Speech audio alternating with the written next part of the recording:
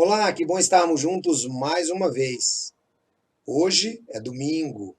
Aliás, devo lembrar-lhes que às 10 horas da manhã, no canal JWR, nós teremos a transmissão da pregação da Palavra de Deus ao vivo. E também quero lembrar-lhes que todas as pregações do JWR são expostas na semana seguinte no canal Pela Bíblia.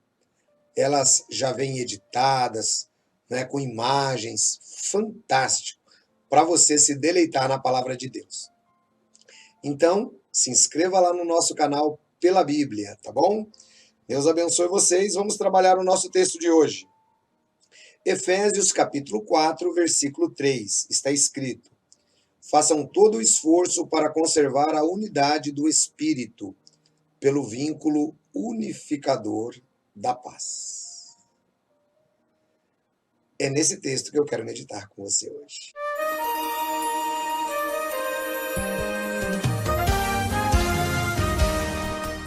Quando nós falamos em preservar a unidade, me vem à mente uma ilustração que eu ouvi, uma história até pitoresca e engraçada, acerca de um certo homem que havia se perdido em uma ilha. Imagine você, completamente perdido, talvez por sobreviver a um desastre aéreo ou a um naufrágio, em uma ilha sem mais ninguém, apenas você e os animais daquela região. De repente ele foi encontrado. E quando o encontraram também ali 3 cabanas que ele havia construído.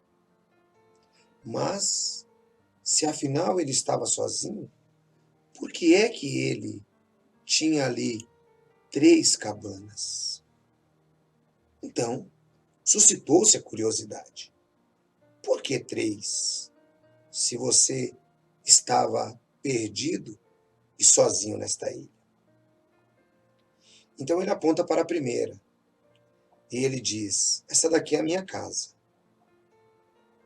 Depois, ele aponta para a segunda e diz: aquela ali é a minha igreja. E aí ele aponta para a terceira cabana. E as pessoas curiosas perguntam: o que significa a terceira? Ele diz: aquela outra era a minha antiga igreja. Talvez a gente até dê risada numa história como essa. Parece ser muito simples, mas ela realça a unidade entre os cristãos. A igreja de Éfeso, durante a época em que o apóstolo Paulo estava pregando, tinha ricos, tinha pobres, judeus, gentios, homens, mulheres, senhores e escravos. Eram pessoas completamente diferentes. E todos nós sabemos que onde existem diferenças, existem também atritos. A formação de uns é completamente diferente da dos outros. Existem diferenças, muitas vezes profundas.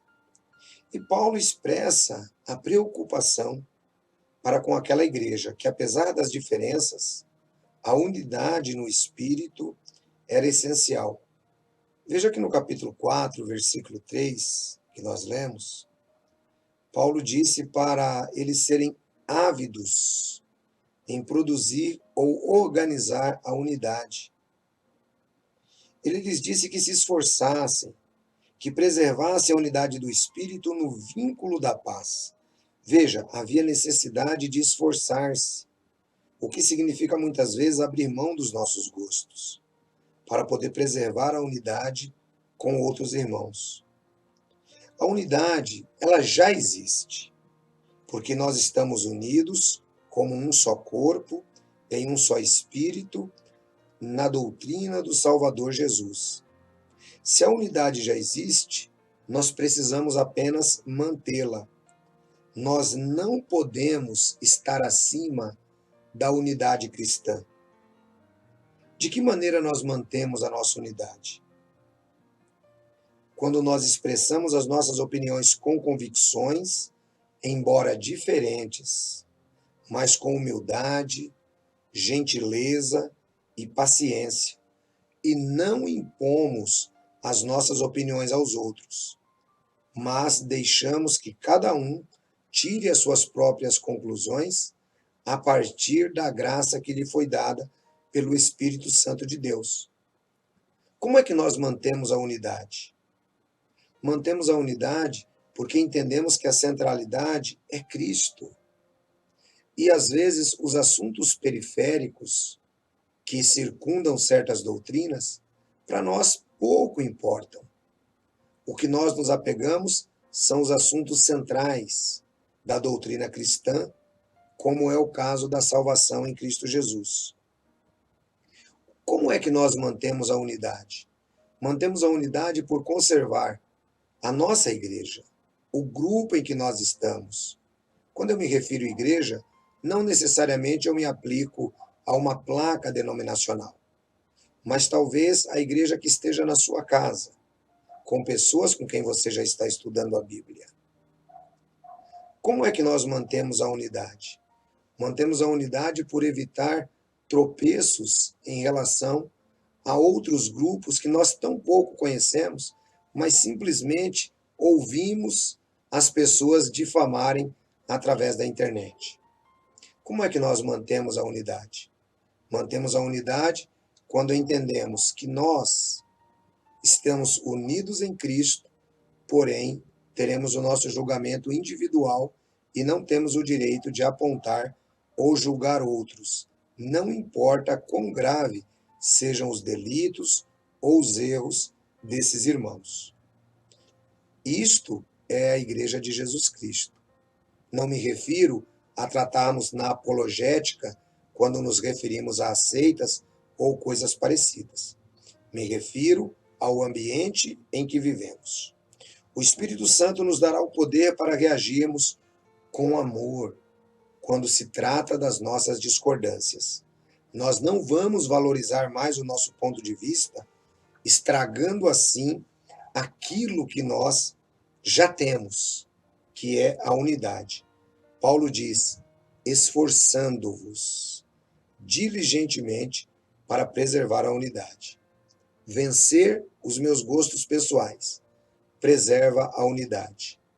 Entender o meu irmão preserva a unidade. Entender que as pessoas têm liberdade de escolha e pensamento preserva a unidade.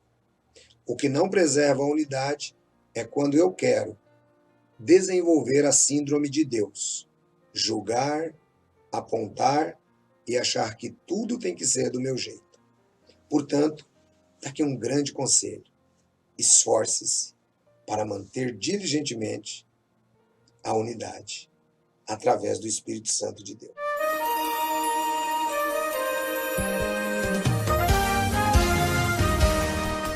A unidade entre os cristãos só pode vir através da nossa união com Cristo. Aqueles que não estão em Cristo não conseguem preservar a união com os seus irmãos. Deus abençoe vocês. Até o nosso próximo encontro pela Bíblia, no dia a dia, e até daqui a pouco na nossa reunião cristã.